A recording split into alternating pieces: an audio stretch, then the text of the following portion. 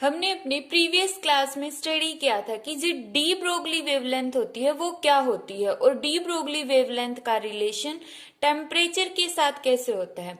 आज की क्लास में हम देखेंगे कि जो डी ब्रोगली वेवलेंथ है उसका स्टॉपिंग पोटेंशियल के साथ क्या रिलेशन होता है। तो इसके लिए हमने कंसीडर किया m is the mass of electron. m electron का मास है, v is the velocity of an electron. v electron की वो वेलोसिटी है जो हमने यहाँ पर जो फोटो इलेक्ट्रिक इफेक्ट का डायग्राम था उसके अंदर हमने जो ये इलेक्ट्रॉन्स लिए हुए हैं, ये इलेक्ट्रॉन जिस पोटेंशियल डिफरेंस हमने यहाँ पे अप्लाई किया हुआ था उस पोटेंशियल डिफरेंस पर इन्होंने कितनी वेलोसिटी से ट्रेवल करना स्टार्ट किया, v वेलोसिटी के साथ इसने ट्रेवल करना स्टार्ट कर दिया। तो इसके अंदर कितनी काइनेटिक एनर्जी का गेन आया, तो gain in kinetic energy of electron, gain in kinetic energy of electron होगा हाफ एम वी स्क्वायर।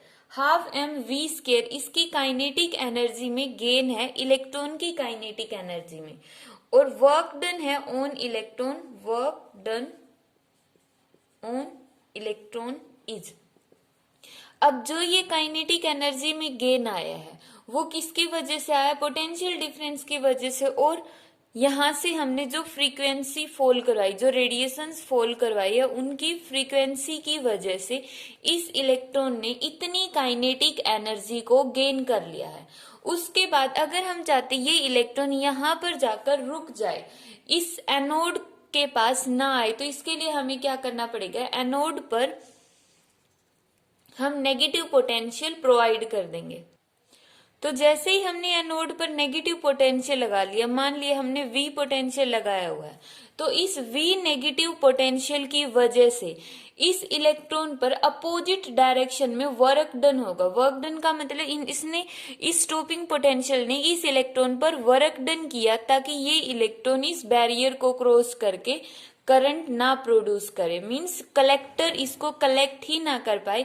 इसके लिए यहाँ पर जो स्टॉपिंग पोटेंशियल है इसने वर्क डन किया, और वर्क डन कितना किया, चार्ज ऑन इलेक्ट्रॉन मान लिया क्या हुआ है, और स्टॉपिंग पोटेंशियल जो हमने दिया है वो है V, और चार्ज ऑन इलेक्ट्रॉन कितना है E।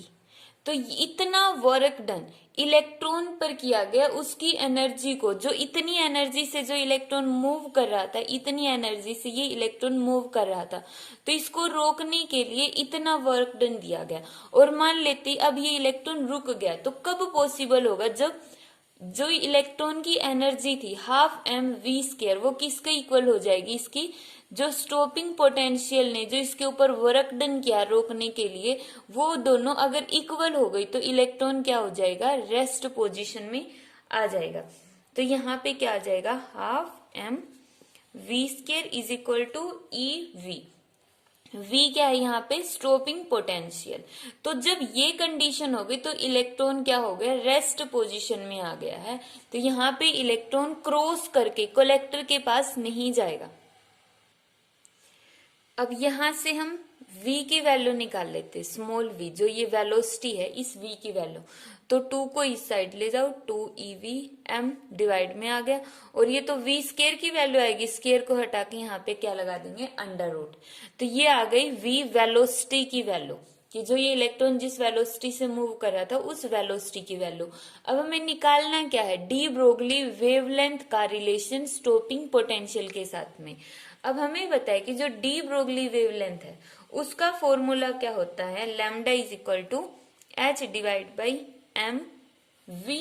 ये डी ब्रोगली वेवलेंथ का फॉर्मूला होता है। अब यहाँ पर हम किसकी वैल्यू पुट कर देंगे, वेलोसिटी की, v की, h divide by mass into velocity. तो यहाँ पे v की जगह ये वाली वैल्यू पुट करो, m v की जगह जब हम वैल्यू पुट करेंगे तो आएगा 2ev और डिवाइड बाई m। यहां से हम इस h को क्या लिख सकते हैं, इस h को लिख सकते हैं under root m multiply by under root m। तो ये क्या हो गया, यही वाला m, अगर हम m को 2 बार अंडर रूट m लिख सकते हैं तो कोई फर्क नहीं पड़ेगा, m ही रहेगा। यहां से कितना आ गया, 2ev divide by under root m. अब देखो यहाँ पे जो ये अंडर रूट एम है इससे ये वाला कैंसल, तो लैम्डा की वैल्यू कितनी आ गई, h divide by under root twice of m e v. ये आ गया डी ब्रोगली वेवलेंथ का रिलेशन स्टॉपिंग पोटेंशियल के साथ में। यहाँ पे अगर हम h की वैल्यू पुट कर देंगे 6.6 इंटू 10⁻⁻34 अंडर रूट 2, m की value mass of electron 9.1 into 10⁻⁻31, e का मतलब चार्ज ऑन इलेक्ट्रॉन पुट कर दिया, और v एज इट इज। जब इस v को छोड़कर बाकी सारी टर्म को हम सोल्व करेंगे तो हमारे पास आएगा 12.27 divide by under root v angstrom. Angstrom means 10⁻⁻10 metre.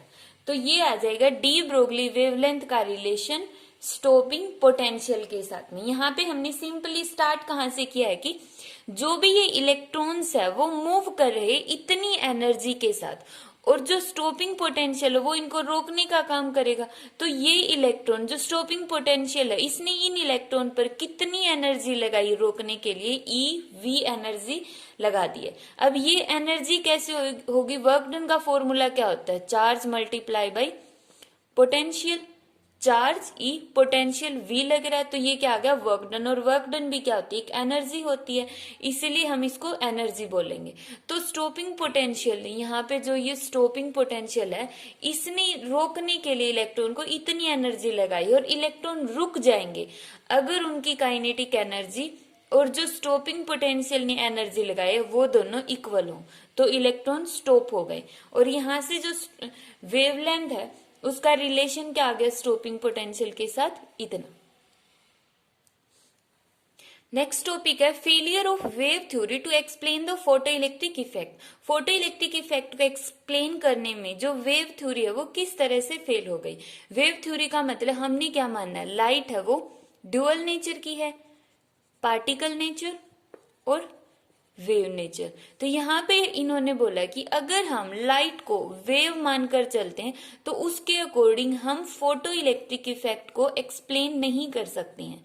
Photo electric effect को एक्सप्लेन करने के लिए हमने लाइट को पार्टिकल मानना पड़ेगा। तो यहाँ पर हम देखेंगे कि वेव की हेल्प से हम उसको एक्सप्लेन क्यों नहीं कर सकते हैं। तो वेव थ्योरी क्या बोलती है, इसका सबसे फर्स्ट पॉइंट है कि वेव थ्योरी ने क्या बताया कि जो लाइट हम फॉल करवा रहे हैं यहां पर एमीटर की प्लेट पर, जो लाइट हमने फॉल करवाई है उस लाइट की energy is measured in terms of intensity.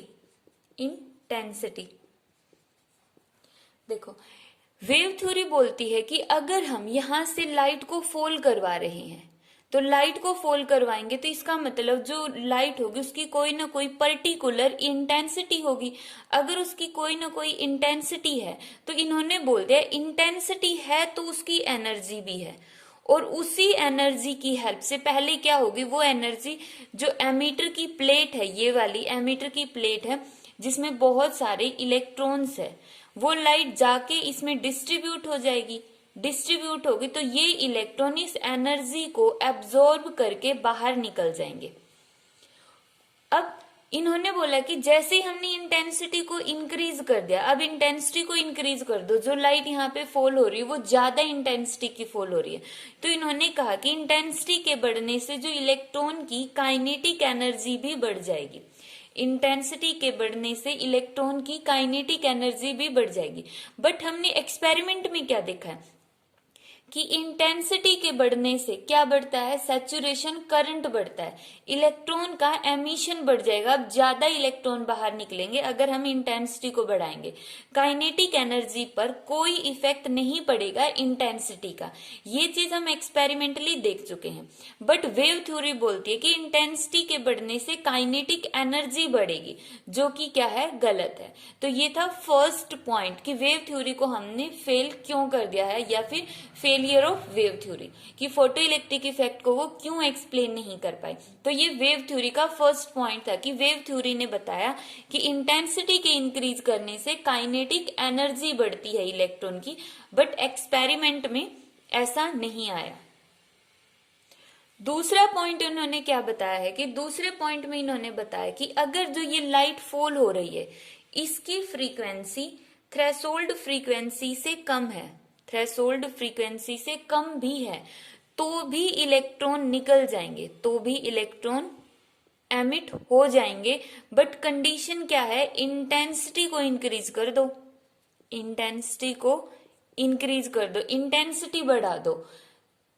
अब इंटेंसिटी बढ़ा दिए, फिर चाहे उसकी फ्रीक्वेंसी थ्रेशोल्ड फ्रीक्वेंसी से कम भी क्यों ना हो, इलेक्ट्रॉन का एमिशन हो जाएगा।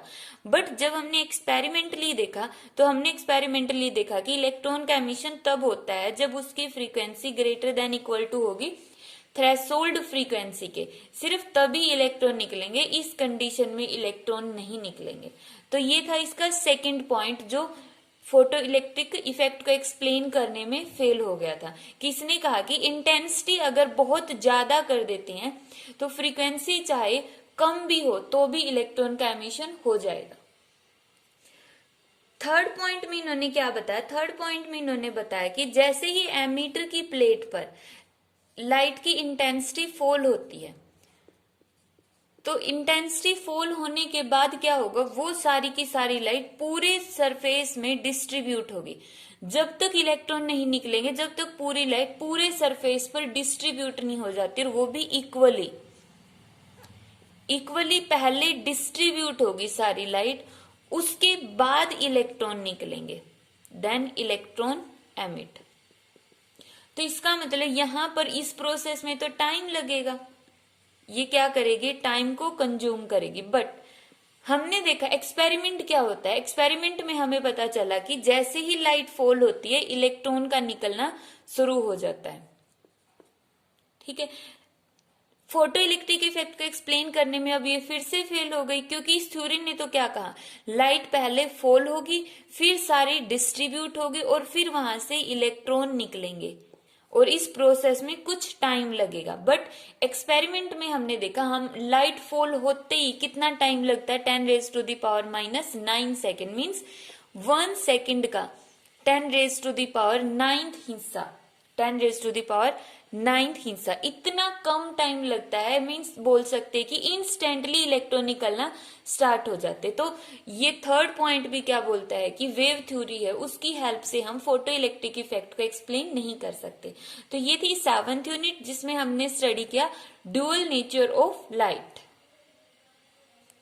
इसके ये नोट्स जो यहाँ पे दिखाए गए हैं, यहां से ये याद रखने हैं एज इट इज पॉइंट्स।